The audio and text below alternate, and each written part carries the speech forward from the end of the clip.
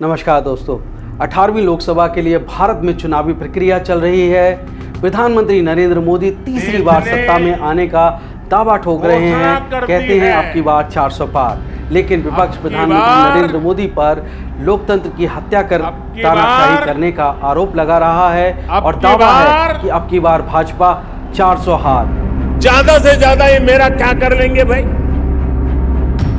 नहीं बताइए क्या कर लेंगे? अरे हम तो फकीर आदमी हैं, झोला लेके चल पड़ेंगे जी। क्या भारत की महान जनता प्रधानमंत्री नरेंद्र मोदी को बस झोला पकड़ाने वाली है? चुनावी नतीजे जब आएंगे तब की तब देखेंगे। लेकिन राष्ट्रीय सुरक्षा की मैं बात करूं तो नरेंद्र मोदी भारत के इतिहास के सबसे कमजोर प्रधानमंत्री साबित हुए हैं। अगर विपक्ष के तानाशाही शब्दों को ही ले लें तो वो दुनिया के सबसे कमजोर, असफल तथा कथित तानाशाह साबित हुए हैं, जिन्होंने सत्ता तो राष्ट्रवाद के नारे पर, भारत माता की जय के नारे पर हासिल की, लेकिन भारत को उनके शासन के दौरान पराजय का सामना करना पड़ा है। बिना युद्ध लड़े, जैसा आज सब जानते हैं, ये सिर्फ विपक्ष का ही आरोप नहीं है कि चीन ने भारत के कब्जे वाली हजारों किलोमीटर जमीन हड़प ली।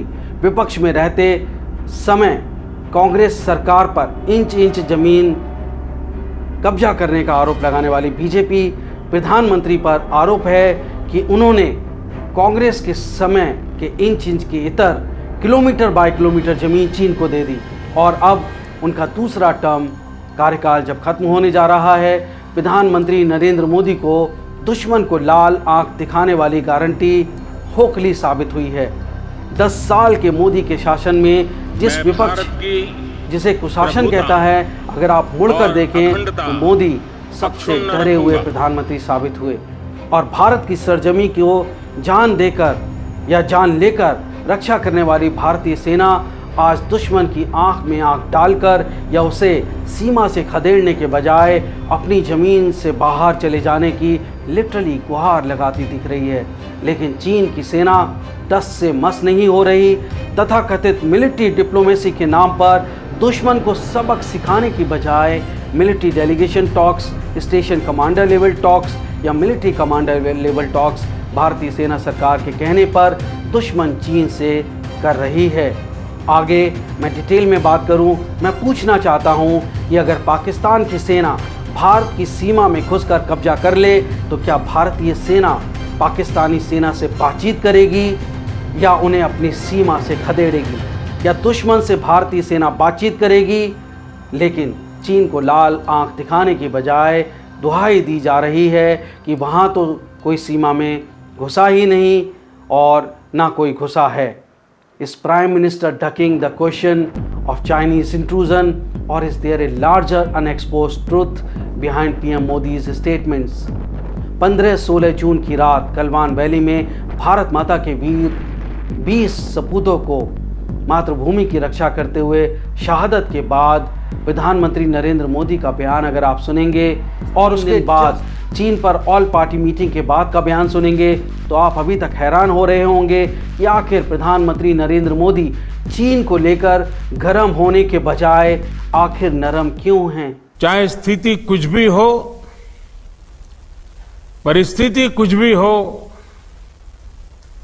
भारत पूरी दृढ़ता से देश की एक एक इंच जमीन की,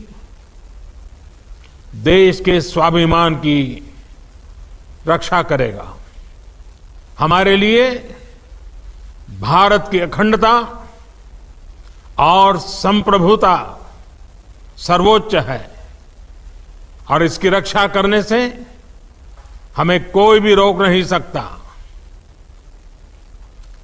इस बारे में किसी को भी जरा भी भ्रम या संदेह नहीं होना चाहिए।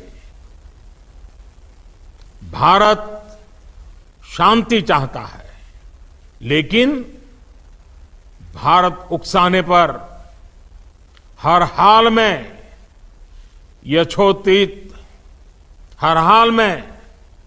यथोचित जवाब देने में सक्षम है।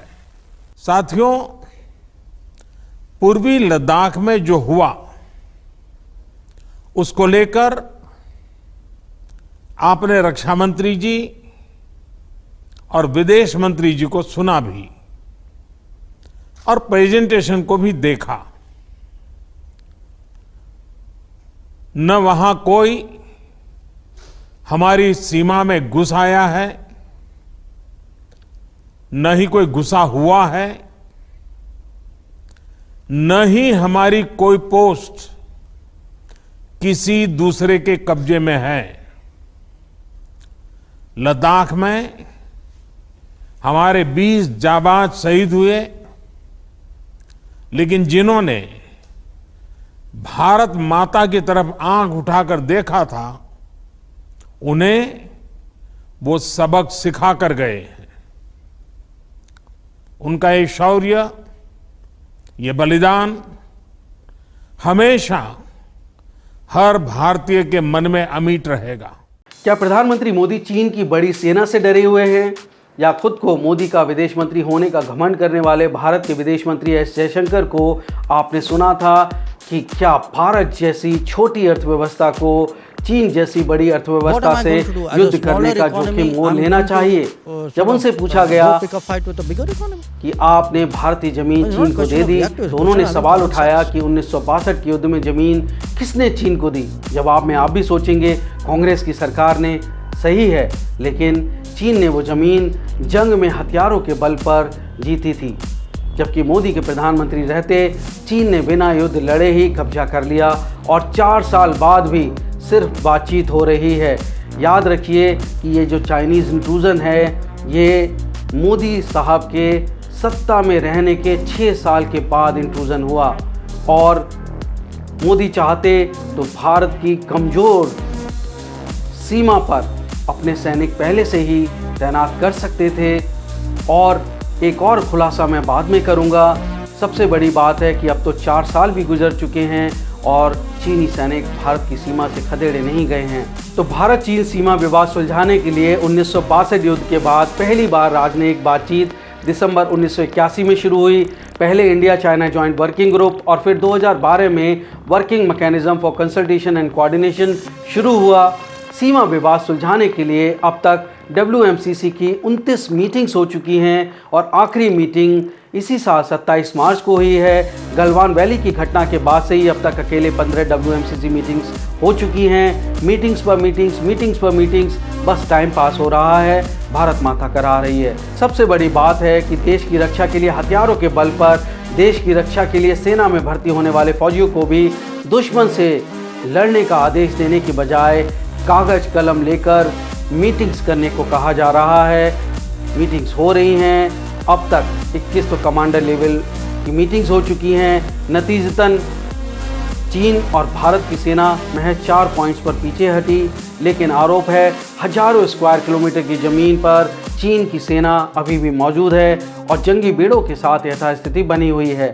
लेकिन प्रधानमंत्री मोदी ने अपने बयान पर कि चीन की सेना न घुसी है न घुस आई है, अभी तक खेद व्यक्त तक नहीं किया है, और ना ही वो चीन को खदेड़ने का दम भरते दिख रहे हैं। और अब तो झोला उठाकर जाने की भी बारी आ चुकी है।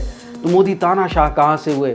तो एक कमज़ोर प्रधानमंत्री से ज़्यादा कुछ नहीं है। और जब इतिहास लिखा जाएगा तो प्रधानमंत्री मोदी को चीन के खिलाफ एक्शन ना लेने वाले सबसे कमज़ोर प्रधानमंत्री जैसा होने वाला ही इतिहास ऐसे ही लिखा जाएगा। भले ही आप देश में आम नागरिकों को कितना भी डरा लीजिए या धमका लीजिए, ऐसे तानाशाही नहीं हो सकेगी। तानाशाही करनी है तो नॉर्थ कोरिया के किम जोंग उन से सीखिए। नॉर्थ कोरिया से अमेरिका जैसा मजबूत शक्तिशाली देश भी डरता है। किम जोंग उनके नाम से ही थर्राता है। गलवान में 20 वीर भारतीय सैनिकों की जान जाने से बच सकती थी। चीन की भारतीय कब्जे वाले क्षेत्रों में घुसपैठ रुक सकती थी अगर मोदी सरकार शुरुआती कदम उठाती। जब मई 2020 में सबसे पहले चीनी घुसपैठ का मामला मीडिया में आने से 6 महीने पहले ही नवंबर 2019 में चीनी बिल्डअप और एक्टिविटीज़ का मुद्दा आपके ही चैनल नेशनल डिफेंस ने सबसे पहले उठाया। लेकिन नेशनल डिफेंस की खबरों को भारतीय चीनी सीमा पर मौजूद डेमचौक की बीजेपी के सरपंच के हवाले से जो आई थी उसे नज़रअंदाज कर दिया गया, यहाँ तक कि उस खबर को झुठला दिया गया था। लेकिन 6 महीने बाद ही नाकुला और फिर पैंगोंग त्सो लेक में चीनी घुसपैठ के बाद हकीकत सबके सामने थी। गलवान में भारत के 20 वीर सपूतों को सच्ची श्रद्धांजलि और इंसाफ तब तक नहीं मिल सकेगा जब तक चीन को भारतीय जमीन से खदेड़ा नहीं जाएगा। आज सब जानते हैं कि 65 में से 25-26 पेट्रोलिंग पॉइंट्स पर भारतीय सैनिक जो नियमित पेट्रोलिंग करते थे वो अब जा ही नहीं पा रहे। दूसरा, अरुणाचल में एक के बाद एक चीन गांवों के नाम अपने चीनी भाषा में नामों पर लिखता जा रहा है और इससे भारत की मुसीबतें बढ़ने ही वाली हैं कि यूएन सिक्योरिटी काउंसिल में चीन परमानेंट मेंबर है, जबकि मोदी 10 साल के कार्यकाल में भी भारत को यूएनएससी की स्थायी सीट दिलाने में नाकामयाब रहे। मोदी की गारंटी राष्ट्रीय सुरक्षा की बात करें तो लगातार इसी कार्यकाल में ही फेल होती नजर आती दिख रही है। तो आगे भारत क्या भगवान भरोसे रहेगा? मोदी की कथनी और करनी में अंतर साफ नजर आता है। प्रधानमंत्री मोदी की बीजेपी और उनका पेरेंटल ऑर्गेनाइजेशन आरएसएस चीन की कमर तोड़ने के लिए भारतवासियों से चीनी प्रोडक्ट ना इस्तेमाल करने की बातें करता है, जबकि हकीकत यह है कि मोदी सरकार में ही चीन से आयात बहुत बढ़ गया है। मोदी भारत के हितों की रक्षा करने के लिए एक मजबूत शासक की बजाय एक कमजोर प्रधानमंत्री लगातार साबित हुए हैं। मेरा मुद्दा चीन है, ना कि प्रधानमंत्री नरेंद्र मोदी, क्योंकि प्रधानमंत्री आते रहेंगे जाते रहेंगे लेकिन भारत देश हमेशा रहेगा। इसलिए राष्ट्रीय सुरक्षा से समझौता बर्दाश्त नहीं होना चाहिए। फिलहाल लोकसभा चुनाव हैं, आपके हाथ में प्रधानमंत्री हटाने और चुनने की ताकत है, इसलिए मतदान ज़रूर करिए, वोट जरूर डालिए। मतदान से आप राष्ट्र की सुरक्षा सुनिश्चित कर सकते हैं। 140 करोड़ हिंदुस्तानी ही इस देश का लोकतांत्रिक इतिहास देखेंगे, कोई यह व्यक्ति विशेष नहीं। वीडियो अच्छा लगा हो तो ज़रूर से लाइक और शेयर कर दीजिए दोस्तों। स्वतंत्र पत्रकारिता को आपके सहयोग की दरकार है। चैनल ज़रूर से सब्सक्राइब कर बेल आइकन प्रेस कर दीजिए। जय हिंद, वंदे मातरम।